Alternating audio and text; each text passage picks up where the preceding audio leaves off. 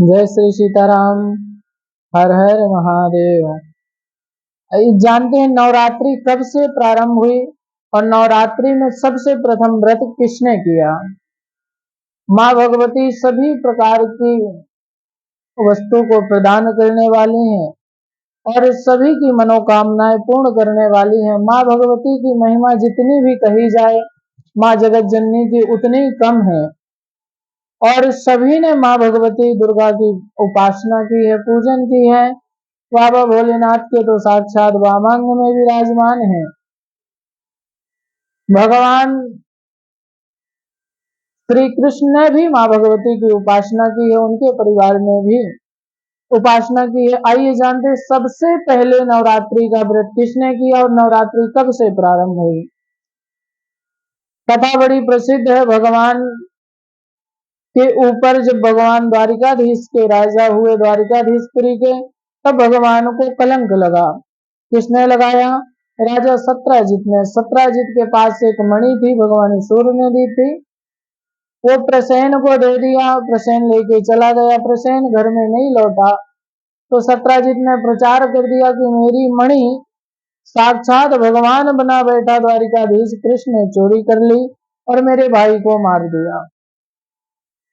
करने करने जपन जना कानो कानो बात भगवान श्री कृष्ण के पास पहुंची। भगवान श्री कृष्ण ने बिना विलंब किए हुए अपने साथ 2-4 सैनिकों को लेकर के और राजा सत्राजित को लेकर के जंगल की ओर प्रस्थान किया। जब वन में गए तो वन में जहां पर इसका भाई प्रसेन गया था उसी रास्ते पर गए। आगे बहुत दूर जाने पर देखा तो रथ में प्रसेन मरा पड़ा था और सामने सिंह के चरण चिन्हों के निशान बने थे। भगवान ने सोचा कि हो ना हो सिंह ने प्रसेन को मारा पर मणि तो नहीं है, कहीं सिंह ना ले गया हो। भगवान सत्राजित को बता करके उसके भाई प्रसेन को दे करके और आगे बढ़े। सिंह के चरण चिन्हों के आश्रित गए तो आगे सिंह भी मरा पड़ा था। वृक्ष के चरण चिन्ह बने थे। भगवान ने आगे जा करके देखा तो चरण चिन्ह एक गुफा में गए थे। भगवान ने अपने सैनिकों से कहा कि देखो भाई, गुफा के अंदर कुछ भी हो सकता है, आप लोग एक काम करो, मेरा यहाँ पे 15 दिन तक मेरा इंतजार करो। अगर मैं 15 दिन में लौट आऊं तो ठीक है, और अगर ना लौटूं तब आप सीधे अपने घर चले जाना, द्वारिकाधीश जाकर के अपने द्वारिकापुरी के राज काज करना और समझ लेना कि अब मैं नहीं लौटूंगा, हमारा आपका साथ नहीं सकता। ऐसा कह करके भगवान उस गुफा में प्रवेश कर गए। उस गुफा में एक ऋक्ष कन्या के हाथ में वो मणि देखी। भगवान ज्यों मणि लेने के लिए आगे बढ़े, ऋक्ष कन्या ने देखा कि ये मणि तो ये तो कोई नया जीव है, कहीं मुझे मार न डाले। ये देख करके चीखी, चिल्लाई। और जब पुत्री पे कष्ट आता है, विपत्ति आती है ना, तो पिता कहीं भी हो, कोई भी कार्य कर रहा हो, 100 काम छोड़ करके पुत्री के पास उपस्थित हो जाते हैं और हर संभव प्रयास करते हैं। वही यहाँ पे ऋक्षराज ने किया। देखा और देख करके बिना देर किए हुए आए और जोर का झपट्टा मारा और भगवान श्री कृष्ण से युद्ध प्रारंभ हो गया। युद्ध करते करते पता नहीं कब ये 15 दिन का समय पूर्ण हो गया। सैनिकों ने कुछ दिन और रुका पर कोई लाभ नहीं हुए। सैनिक घर लौट आए, घर में आकर के बात बतलाई। मैया देवकी और वासुदेव से बात बतलाई। वसुदेव बड़े चिंतित हुए और जब बड़ी विपत्ति आती है जिसका कोई मार्ग नहीं होता, तब अपने गुरु के पास जाना चाहिए। महाराज चक्रवर्ती सम्राट दशरथ जी के ऊपर भी जब बड़ी परेशानी आई, बड़ी विपत्ति आई, तो गुरु ग्रह तुरंत गयो महिपाला। राजनाथ परीक्षित पर भी जब बहुत विपत्ति आई, घोर संकट आया, तो तुरंत गुरु और संत के चरणों में आश्रय लिया, संतों के पास गए। तो संतों के पास, गुरु के पास जब कोई बड़ी विपत्ति आए या बड़ी प्रसन्नता हो तो संतों के पास जाना चाहिए, वहां से सभी सुख दुख के सदमार्ग मिलते हैं। देवकी वसुदेव ने भी अपने गुरुदेव को बुलाया और गर्ग ऋषि आए। गर्ग ऋषि से कहा कि महाराज अब क्या करूं, हमारे एक ही बालक था, वो अभी तक नहीं लौटे, गर्ग ऋषि ने अनेक प्रकार से समझाया, देखो कंस जैसे दुराचारी दुष्ट पापी आत्मा का जिन्होंने उद्धार किया हो, उनको भला कोई क्या बिगाड़ सकता है। देवकी वसुदेव कहते हैं, दुनिया के लिए वो योद्धा होंगे, ऋषि मुनियों के लिए भगवान होंगे, लेकिन मेरे लिए तो मेरे पुत्र ही है ना। और माँ बाप का स्नेह तो पुत्र के ऊपर पुत्र की तरह ही होता है। कोई ना कोई तो उपाय करो। गर्ग ऋषि ने कहा, ठीक है। उसी समय शुभ अवसर जान करके गर्ग मुनि ने नवरात्रि का पाठ और अनुष्ठान प्रारंभ करवाया।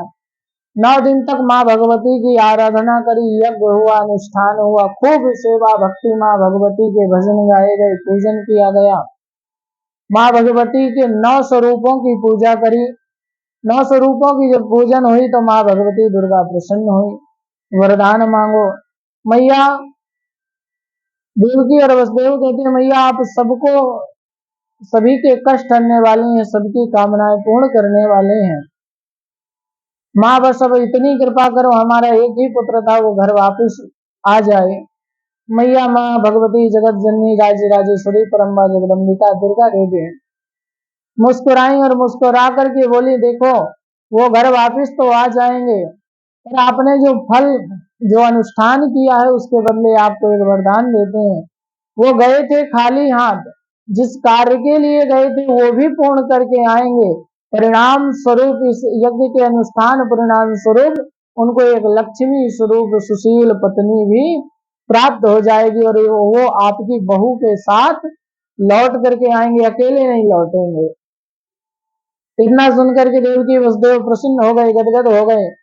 वहां भगवान का जब युद्ध काल पूर्ण हुआ, भगवान ने देखा 27 दिन हो गए, जामवंत जी आज भी नहीं हार रहे हैं, तो अपनी भुजाओं में त्रिलोकी का भार लिया और भार लेकर के जोर से मुष्टिक का प्रहार किया।